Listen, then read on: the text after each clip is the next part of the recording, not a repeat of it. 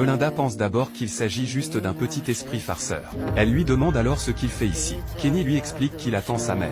Elle lui a toujours dit que s'il se perdait, il devait rester sur place et l'attendre. À peine ces mots prononcés, Kenny disparaît. Le lendemain, Melinda retourne près de la voie ferrée. Tu te souviens de moi?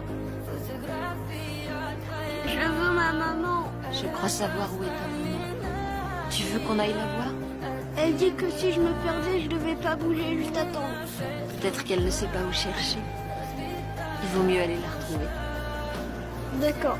Kenny remarque une décoration en forme d'araignée accrochée là. Il dit qu'il en avait une exactement pareille.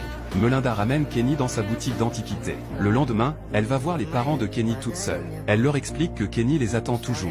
Le père de Kenny est persuadé que Melinda est une arnaqueuse. Mais dès que sa mère entend qu'il s'agit de Kenny, elle accepte quand même de recevoir Melinda. Il vous attend. Il croit qu'il s'est perdu. Vous voudriez me faire croire que vous avez vu mon fils. Je sais ce que vous ressentez, mais... Oui, je l'ai vu. Kenny attend parce que vous lui avez dit que s'il lui arrivait de se perdre un jour, il devait rester là où il est et que vous reviendriez. Oh mon Dieu! Il a aussi été très attiré par l'araignée que j'ai accrochée à mon rétroviseur. Il dit que vous lui avez acheté la même à la fête foraine. Je dis, mon petit garçon, je peux vous aider. Si vous le souhaitez, je peux vous aider à lui parler. Ce serait bien pour lui. Non, je peux pas. Allez-vous-en. Sa mère est toujours incapable de surmonter la perte de son fils. En larmes, elle retourne s'enfermer dans sa chambre.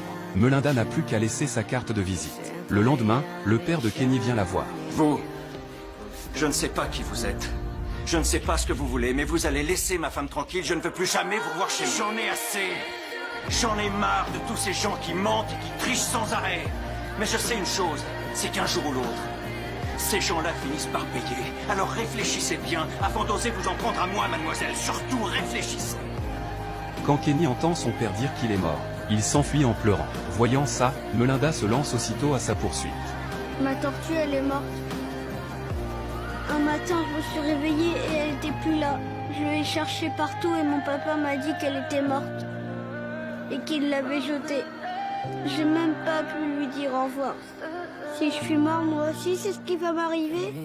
Non, trésor, non. Je pourrai plus jamais les revoir. Ma maman, mon papa et ma sœur. Tu auras l'occasion de leur dire au revoir. Ils sauront que tu les aimes. Mais je veux pas leur dire au revoir. J'ai pas envie d'être tout seul. Non, tu seras pas tout seul. Ça, je te le promets. Et ils m'oublieront pas, maman et papa. Ils se souviendront de toi toute leur vie. Plus tard dans l'après-midi, Kenny rentre seul chez lui. Il salue doucement sa mère, comme si elle ressentait soudain la présence de Kenny. Puis Kenny entre dans la chambre de son père. Papa? Tu m'attendais, papa? Je suis là, je suis revenu.